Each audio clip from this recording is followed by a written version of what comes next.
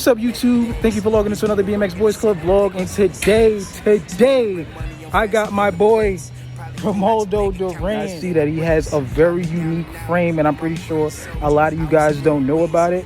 So I'm gonna have my boy give you the specs right now. We'll parse these bike check. My man has the Merit bag. And what frame is this? The Legend Bikes, LBU. Legend Bikes.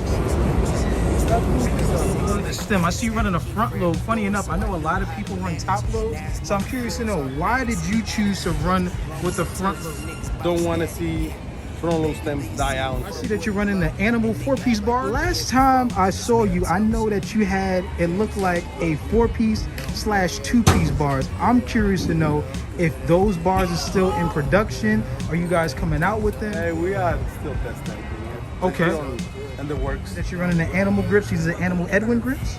Yeah, they got super long. And then you got the OG Animal tie. Is that a 20X 1.95?